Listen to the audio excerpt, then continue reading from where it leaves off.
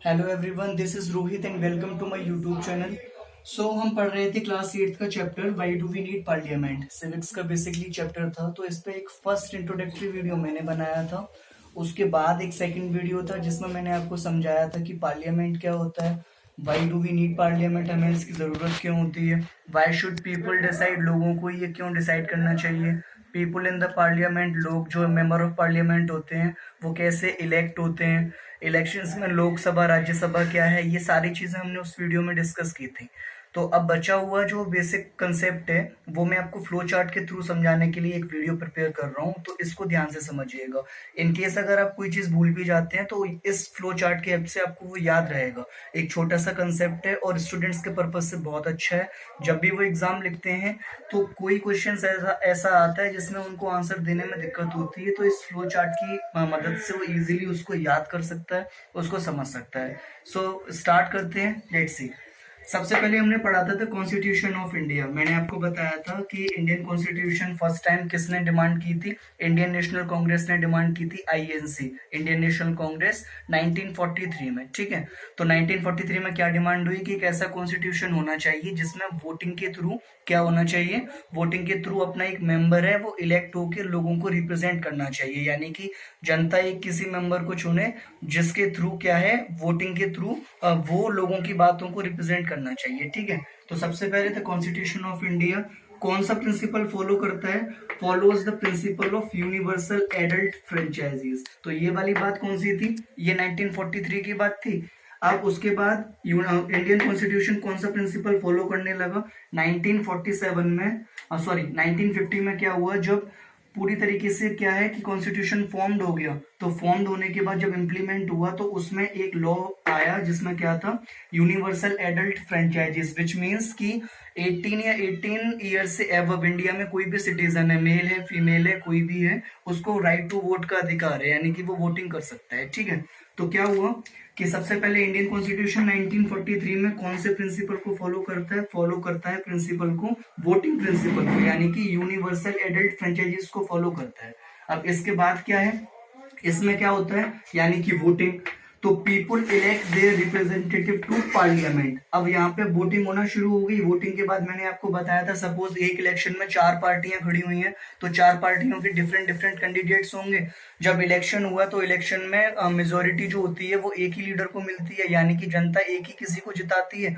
तो जीतने के बाद जो मेंबर होता है वो कहाँ जाता है, पार्लियामेंट के अंदर जाता है। कहाँ पे, पार्लियामेंट। इतना सेक्शन क्लियर हुआ। अब पार्लियामेंट के बाद मैंने इसको 2 सेक्शन में डिवाइड कर दिया, this is left portion, this is right portion. तो लेफ्ट पोर्शन पे से पहले पढ़ते हैं। तो पार्लियामेंट में बेसिकली क्या क्या चीजें आती हैं, पार्लियामेंट में basically parliament consist of president, Lok Sabha, Rajya Sabha. तो मैंने बताया था कि पार्लियामेंट के 2 हाउसेज होते हैं, लोकसभा और राज्यसभा। अभी प्रेसिडेंट कैसे है ये समझाता हूँ। देखिए, एक मेरी वीडियो है जिसमें क्या है, इंट्रोडक्टरी पार्ट दे रखा है किसका, कॉन्स्टिट्यूशन गवर्नमेंट का, जिसमें क्या दे रखा है, जुडिशरी, एग्जीक्यूटिव और लेजिस्लेटिव, ये तीनों चीजें दे रखी हैं।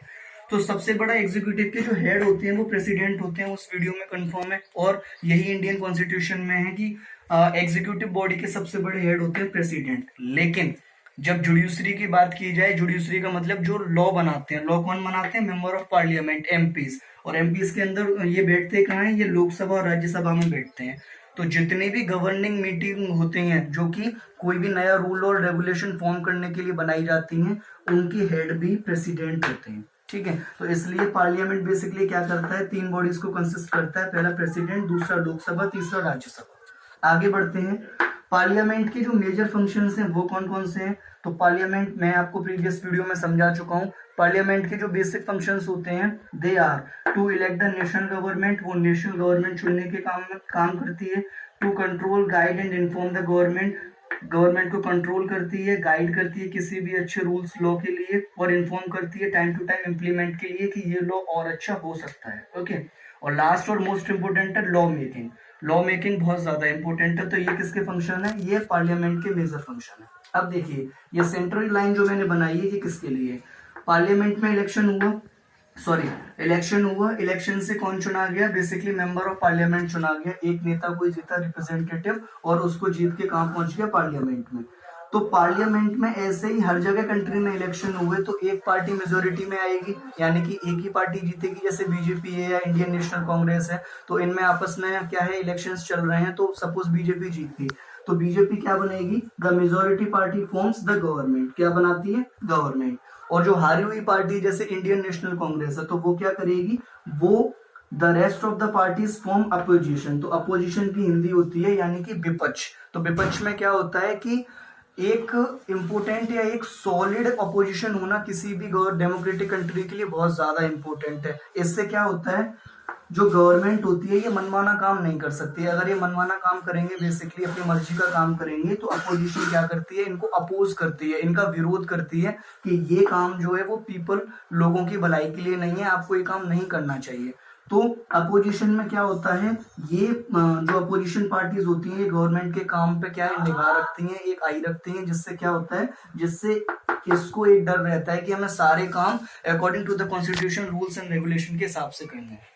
उम्मीद करता हूँ आपको ये फ्लो चार्ट समझ आया होगा। फिर भी अगर किसी को कोई डाउट है तो कमेंट में in the comment section. And be safe in the lockdown. Thank you very much guys.